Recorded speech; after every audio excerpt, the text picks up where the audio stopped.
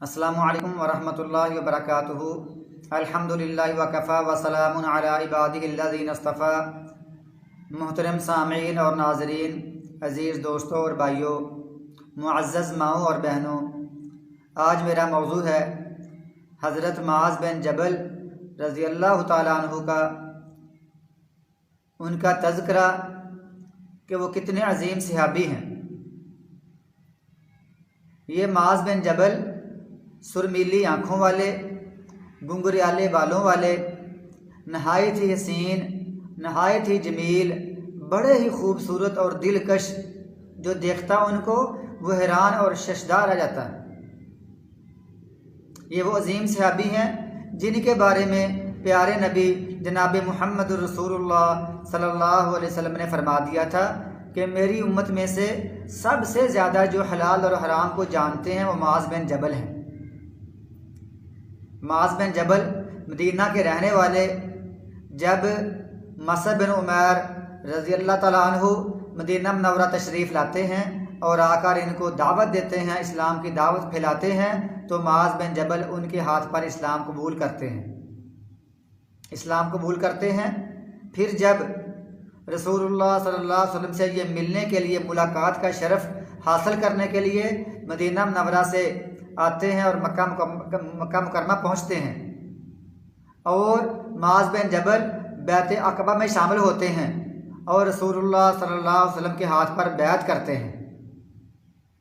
बैत करने के बाद रसूलुल्लाह सल्लल्लाहु अलैहि वसल्लम इनको वापस मदीना भेजते हैं। जब मदीना मुनव्वरा आते हैं तो इनका फिर मिशन ये है कि दावत को आम करना है, इस्लाम को आम करना है, तौहीद को आम करना है। लोगों के दिलों में जो बुतों की अज़मत है, बुतों की बड़ाई है, उसको ख़त्म करना है। अल्लाह की अज़मत को बढ़ाना है, अल्लाह की अज़मत को आम करना है, अल्लाह की शान को लोगों के सामने बयान करना है, अल्लाह की सिफ़ात को, अल्लाह की अस्मा को, अल्लाह ताला के इख्तियारात को, अल्लाह के इल्म को लोगों के सामने आम करना है। लोगों को इसको समझाना है कि वो हमारा खालिक और मालिक और राज़िक है और माबूद हकीकी भी वही है। इन बुतों को छोड़ दो, ये उनकी दावत है। और उनकी दावत में एक लंबा वाक़या है, वो है बुत को फेंकने का वाक़या। ये 3 सहाबी हैं, उनका मैं तज़किरा उनके तज़किरे में करूँगा, अमर बिन जमूह के तज़किरे में। लेकिन यहाँ ये बताना मकसूद है कि अमर बिन जमूह जो सरदार थे बनु सलमा के, वो मुआज़ बिन जबल की दावत पर, बल्कि एक इनकी मनसूबाबंदी पर वो इस्लाम कबूल करते हैं। इनकी मनसूबाबंदी थी, इनकी मेहनत थी, इनकी सोच थी, इनका मनसूबा था। उस मनसूबे के तहत ही अमर बिन जबूह रज़ियल्लाहु ताला अन्हु इस्लाम कबूल करते हैं। फिर वक़्त के साथ साथ जब रसूलुल्लाह सल्लल्लाहु अलैहि वसल्लम मदीना मुनव्वरा तशरीफ़ लाते हैं तो मुआज़ बिन जबल रसूलुल्लाह सल्लल्लाहु अलैहि वसल्लम के साथ साए की तरह चिमटे रहते हैं। आपसे इल्म हासिल करते हैं, कुरान पाक हासिल करते हैं, कुरान पाक का इल्म सीखते हैं, अहादीस याद करते हैं। हत्ता कि ये लोग, ये मुआज़ बिन जबल सहाबा किराम में से जो बड़े बड़े उलमा थे, शरीयत को जानने वाले, उनमें ये भी शामिल होते हैं। तो वक़्त गुज़रता है, रसूलुल्लाह सल्लल्लाहु अलैहि वसल्लम के दौर में 6 सहाबा किराम कुरान पाक को जमा कर रहे हैं, उसको लिख रहे हैं। तो उन 6 सहाबा किराम में से मुआज़ बिन जबल भी शामिल हैं। मुआज़ बिन जबल रज़ियल्लाहु ताला अन्हु इस कमेटी में, इस मजलिस में शामिल हैं जो कुरान पाक को जमा करती है। इसी तरह जब रसूलुल्लाह सल्लल्लाहु अलैहि वसल्लम मक्का मुकर्रमा फ़तह करते हैं, फ़तह करने के बाद रसूल करीम जनाब मुहम्मद रसूलुल्लाह सल्लल्लाहु अलैहि वसल्लम ने हज़रत अता बिन उसैद को इस जगह पर मक्का मुकर्रमा में गवर्नर बना दिया। क्या अताब कि तू इस मक्का का गवर्नर है, तो उन लोगों के मामलात देखने हैं, उनके मसाइल को हल करना है। और साथ ही रसूलुल्लाह सल्लल्लाहु अलैहि वसल्लम जाते हुए इस जगह पर मक्का मुकर्रमा में मुआज़ बिन जबल को छोड़ गए कि आपने कुरान पाक की तालीम देनी है, इनको कुरान पाक सिखाना है, इनको पढ़ाना है। यानी गोया कि मक्का मुकर्रमा में जो गवर्नर थे वो अता बिन उसैद थे और मुआज़ बिन जबल रज़ियल्लाहु ताला अन्हु ये मक्का मुकर्रमा में सबसे बड़े उस्ताद थे। फिर उसके बाद रसूलुल्लाह सल्लल्लाहु अलैहि वसल्लम ने जब यमन के लोग आए, उन्होंने आकर कहा हमारे लोगों ने इस्लाम कबूल किया है, आप हमारे साथ कुछ साथी रवाना कर दें, कुछ मुबल्लिगीन रवाना कर दें जो हमको दीन इस्लाम सिखाएं, दीन इस्लाम के अहकाम मसाइल हमको बताएं और हमको सिखाएं। तो रसूलुल्लाह सल्लल्लाहु अलैहि वसल्लम चंद मुबल्लिगीन भेज दिए और उनके जो अमीर बनाए, उनके जो बड़े उस्ताद बनाए, वो माज बिन जबल रज़ियल्लाहु तआला अन्हु था। उनकी सरकर्दगी में इनके मातहत चंद मुबल्लिगीन, चंद मुअल्लिमीन यमन में दीन इस्लाम को पढ़ाने के लिए, कुरान पाक को पढ़ाने के लिए, कुरान पाक को सिखाने के लिए, हलाल और हराम का बयान करने के लिए माज बिन जबल अपने साथियों को लेकर वहाँ रवाना होते हैं। और जब ये रवाना हो रहे होते हैं, ये वाक़या बड़ा अजीब है, ये वाक़या बड़ा दिल को लगता है कि रसूलुल्लाह सल्लल्लाहु अलैहि वसल्लम माज बिन जबल और इन लोगों को, इन मुअल्लिमीन को, इन मुबल्लिगीन को, इन उसातिज़ा इकराम को रसूलुल्लाह सल्लल्लाहु अलैहि वसल्लम जो सबसे बड़े मुअल्लिम हैं, वो मदीना मुनव्वरा से बाहर, मदीना मुनव्वरा शहर से बाहर इनको अलविदा करके आते हैं।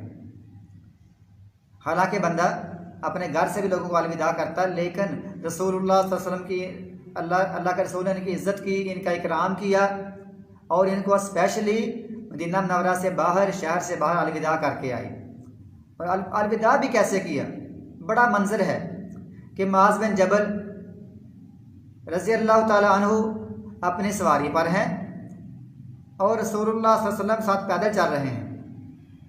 ये है वो मंजर असल में कि माज बिन जबल सवारी पर हैं, रसूलुल्लाह सल्लल्लाहु अलैहि वसल्लम पैदल हैं और माज बिन जबल को रसूलुल्लाह सल्लल्लाहु अलैहि वसल्लम नसीहतें फरमा रहे हैं, उनको अहकामात समझा रहे हैं, उनको यमनियों के बारे में नसीहतें कर रहे हैं कि ये काम करना है, ये करना है, ऐसे करना है, ऐसे करना, उनको समझाना, आप सब उनको बता रहे हैं। और साथ रसूलुल्लाह सल्लल्लाहु अलैहि वसल्लम बड़ा चाहते हैं कि और बातें कर लें, और बातें कर लें। साथ ही आपने ये भी फरमा दिया क्या माज आप यमन जा रहे हैं, शायद जब आप आओ तो हमारी मुलाकात ना हो, शायद ये हमारी आखिरी मुलाकात हो। तो माज बिन जबल रोते हुए, सिसकते हुए, आंखों से आंसू हैं, दाढ़ी तार हो गई है कि रसूलुल्लाह सल्लल्लाहु अलैहि वसल्लम से शायद दोबारा मुलाकात ना हो सके, लेकिन इस्लाम की तालीम के लिए जो असल ड्यूटी है, जो असल जिम्मेदारी है, लोगों को दीन सिखाना है, इसके लिए वह रसूलुल्लाह सल्लल्लाहु अलैहि वसल्लम की जुदाई को बर्दाश्त करते हैं और यमन की तरफ जाते हैं। यमन जाकर लोगों को तबलीग करते हैं, नसीहत करते हैं, इल्म पढ़ाते हैं, कुरान पाक की तालीम देते हैं, हत्ता कि जब वो वापस आते हैं तो वाकई रसूलुल्लाह सल्लल्लाहु अलैहि वसल्लम वफ़ात पा चुके हैं, इस दुनिया से रुखसत हो चुके हैं। जब माज बिन जबल मदीना मुनव्वरा पहुँचते हैं, रसूलुल्लाह सल्लल्लाहु अलैहि वसल्लम से मुलाकात नहीं होती, तो आप दाढ़े मार मार कर रोते हैं। इस जुदाई का आपको बड़ा गम है, इस जुदाई का आपको बड़ा गम है और बड़ा रोते हैं कि रसूलुल्लाह सल्लल्लाहु अलैहि वसल्लम से मुलाकात नहीं हो सकी। इसी तरह फिर रसूलुल्लाह सल्लल्लाहु अलैहि वसल्लम के बाद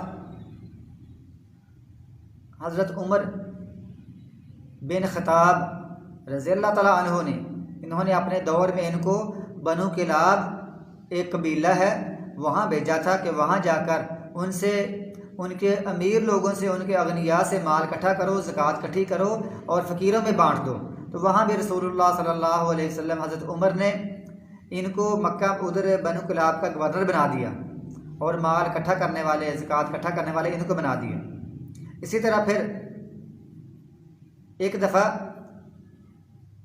जब बनु किलाब के इलाके में जब माज बिन जबल रज़ियल्लाहु ताला अन्हु ज़कात इकट्ठी करने के लिए लेकर गरीबों में बांटते हैं, जब अपनी ड्यूटी पूरी करते हैं, ज़िम्मेदारी का एहसास करते हैं, ज़िम्मेदारी निभाते हैं, जब वापस आते हैं तो उनकी बीवी कहती है कि कुछ वो तहाइफ वगैरह कहाँ हैं, कुछ जो बड़े बड़े लोगों को लोग तहाइफ देते हैं वो कहाँ हैं, वो तो आप लेकर नहीं आए। तो माज बिन जबल ने कहा, कहता मेरे ऊपर एक पहरेदार था, हर वक्त मेरे साथ साथ रहता, तो मैं कोई चीज़ भी तेरे लिए लेकर नहीं आ सका, मेरे ऊपर एक पहरेदार था। तो उनकी बीवी कहती है बड़ी अजीब बात है, अल्लाह के रसूल ने भी आपको इस काम के लिए भेजा, वो आपको अमानतदार समझते थे, अबू बकर सिद्दीक भी आपको इसी काम पर लगाते थे, वो आपको अमानतदार समझते थे। लेकिन उमर बिन ख़त्ताब ने क्या आपके बारे में कोई गलत सोच लिया है, इसलिए आप पर एक पहरेदार लगा दिया है। और ये बीवी बातें करते करते हत्ता कि वो उमर बिन खत्ताब, उनकी बीवियों को इसकी इतला मिलती है कि माज बिन जबल की बीवी इस तरह बातें कर रही है और आपकी शिकायत कर रही है कि उमर बिन खत्ताब ने माज बिन जबल को अमानतदार नहीं समझा और साथ के पहरेदार लगा दिया था। उमर बिन खत्ताब जब उनसे ये बात पहुंची, उनको ये बात पहुंची बीवियों की तरफ से, वो कहते हैं मैंने तो कोई नहीं लगाया, मैंने तो कोई पहरेदार नहीं लगाया। असल में माज बिन जबल का इशारा उस पहरेदार से मुराद फरिश्ते की तरफ था या अल्लाह ताला की तरफ था कि मेरा पहरेदार था। और उमर बिन खत्ताब कहते हैं, माज को बुलाते हैं, माज मैंने तुझे कोई पहरेदार नहीं भेजा था, साथ नहीं था, तो आपने क्यों ऐसे बात की है? उन्होंने कहा मैंने अपनी बीवी को इस तरह मैंने मुतमईन किया है। तो फिर हज़रत उमर बिन खत्ताब वो उनकी बीवी को कुछ तोहफ़े भेजते हैं और उनको जो उनकी ज़रूरत है उनको पूरी करते हैं, उनके घर वालों की। फिर उसके बाद एक दफ़ा उमर बिन खत्ताब कहते हैं कि मैंने आपको शाम भेजना है। उमर बिन खत्ताब माज बिन जबल से कहते हैं मैंने आपको शाम के उस्ताद बनाकर भेजना है और मैं चाहता हूँ कि आप माज बिन जबल, अबू यूब अंसारी, उबई बिन काब, उबादा बिन सामत और अबू दरदा रिज़वानुल्लाहि अलैहिम अजमईन, देख कितने अजीम सहाबी हैं। माज बिन जबल, उबादा बिन सामत, अबू दरदा, अबू यूब अंसारी और उबई बिन काब, सारे अजीम सहाबी, इल्म के माहिर, इल्म के पहाड़। उमर बिन खत्ताब कहते हैं मैंने आपको भेजना है शाम उस्ताद बनाकर और वहाँ आपने कुरान पाक की तालीम देनी है। तो माज बिन जबल कहते हैं अबू यूब अंसारी वो तो बूढ़े हो चुके हैं, उनको छोड़ दीजिए, उनके लिए बड़ा मुश्किल काम है, वो बहुत बूढ़े हो चुके हैं। और जो उबई बिन काब वो तो बीमार रहते हैं, उनको भी छोड़ दीजिए, हम 3 काफ़ी हैं, मैं, उबादा बिन सामत और अबू दरदा काफ़ी हैं। उमर बिन खत्ताब ने कहा ठीक है आप शाम जाएं और आप लोगों को कुरान पाक की तालीम दें, उनको अहकामात सिखाएं, उनको हलाल हराम के दरमियान फ़र्क वाज़े करें, जो भी अहकामात उनको सारे सिखा दें।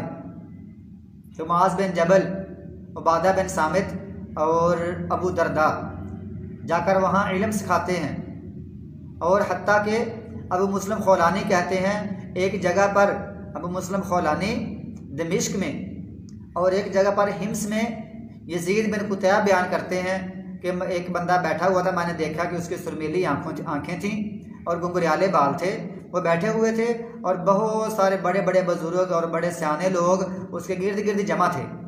तो मैंने किसी से पूछा कि ये लड़का कौन है और ये बुजुर्ग इससे इल्म सीख रहे हैं? तो लोगों ने कहा, सहाबा इकराम ने कहा ये माज बिन जबल हैं, ये सबसे ज़्यादा हलाल हराम जानने वाले, हम इनसे इल्म सीखते हैं। हत्ता कि जब भी कोई इख्तलाफी मसला होता है तो आखिरकार इनकी तरफ रजू किया जाता है कि लोग इनसे रजू करते हैं, इनसे फिर मसाइल पूछते हैं, इनकी तरफ ही रजू करते हैं। तो ये माज बिन जबल हैं। जब इन्होंने दमिश्क में भी और हिम्स में भी खूब तालीम दी, खूब कुरान पाक पढ़ाया, खूब समझाया, उस वक़्त फिर जब अपना ये काम मुकम्मल करते हैं फिर आप और उबादा बिन सामत और अबू दरदा फिर ये मशवरा करते हैं कि हमने क्या करना है। उस वक़्त माज बिन जबल कहते हैं मैं जाता हूँ फ़लस्तीन और फ़िलिस्तीन जाकर लोगों को मैं कुरान पाक की तालीम देता हूँ, कुरान पाक सिखाता हूँ। और आपने कहा उबादा बिन सामत से आप हिम्स में रहिए और आप हिम्स में लोगों को कुरान पाक की तालीम दीजिए। और अबू दरदा से कहा अबू दरदा आप दमिश्क रहिए। गोया कि पहले तालीम इकट्ठे देते रहे, जब काफ़ी लोग जमा हो गए बाद में आपने कहा मैं फ़लस्तीन जाता हूँ और उबादा बिन सामत हिम्स में रहते हैं और अबू दरदा दमिश्क में रहते हैं। ये वो अजीम सहाबी हैं माज बिन जबल। फिर इन्हीं इलाकों में एक वबा फैली, वबा बहुत ख़तरनाक थी, उसमें बहुत सारे सहाबा किराम फौत हुए। तो माज बिन जबल एक जगह पर मैंने पढ़ा ये 36 साल की उम्र में वफात पा गए। वबाई अमराज में एक वबा में ये 36 साल की उम्र में अपने खालिक हकीकी से जा मिले। जब इनको मौत आती है ये बिस्तर पर हैं और ये मौत को खुश आमदीद कहते हैं, कहती है मौत तू मेरे पास आ गई है, मुझको लेने के लिए आ गई है, अब मेरा ये आखिरी वक्त है। और ये कहते हैं या अल्लाह मैंने इस दुनिया से कोई मोहब्बत नहीं की है, या अल्लाह मैंने कोई यहाँ कोई ज़िम्मेदारा नहीं किया है, या अल्लाह यहाँ मैंने कोई मकान नहीं बनाए हैं, मैंने ज़िंदगी तेरे लिए वक्फ़ कर दी है, या अल्लाह तो मुझसे राज़ी हो जा। इन्हीं बातों पर इनकी रूह परवाज़ करती है। अल्लाह ताला इनसे राज़ी हो गया है। ये 36 साल की उम्र में अपने रब के पास पहुँचते हैं और ये उम्मत के सबसे बड़े आलिम बनते हैं, हलाल और हराम के जानने वाले। अल्लाह ताला हमें इन सहाबा किराम को अपना मयार बनाने की तौफीक अता फरमाए। हम इन्हीं के मयार के मुताबिक अपनी ज़िंदगी गुजारें। अगर हमें इल्म पढ़ना है तो खूब इल्म पढ़ें, अगर हमने तबलीग करनी है तो इल्म पढ़ें फिर तबलीग करें। इल्म में बंदा पुख्ता हो, इल्म में बंदा मजबूत हो, वो हलाल और हराम को खूब जानने वाला हो, कुरान पाक की आयात को अप्लाई कर सकता हो, अहादीस को अप्लाई कर सकता हो, वो इल्म खूब जानने वाला हो, वो बंदा इस काम में माहिर हो। अल्लाह ताला हमें इन सहाबा किराम की तरह मुख्तलिफ़ जगहों पर अपने घरों को छोड़ गए, मदीना को छोड़ गए, और ये कोई हिमस चले गए, कोई फ़लस्तीन चले गए, कोई शाम चले गए, दमिश्क चले गए, मुख्तलिफ़ जगह पर सहाबा किराम ने इस्लाम के गलबे के लिए काम किया। आज वो ड्यूटी हम तक पहुँचा गए हैं और अब हमारा काम है, हमने भी इस्लाम के गलबे के लिए काम करना है और सहाबा किराम की पैरवी करनी है, उनकी इत्तिबा करनी है, रसूलुल्लाह सल्लल्लाहु अलैहि वसल्लम की पैरवी और इत्तिबा करनी है, कुरान पाक और अहादीस पर अमल करना है और हमने इस्लाम की तबलीग को आम करना है। अल्लाह ताला हमारी ख़ताओं से दरगुजर फरमाए, हमारी कोताहियों को माफ़ फरमाए, और जो हम दीन का काम करते हैं, लोगों को दीन पढ़ाते समझाते हैं, अल्लाह ताला हमारी हसनात को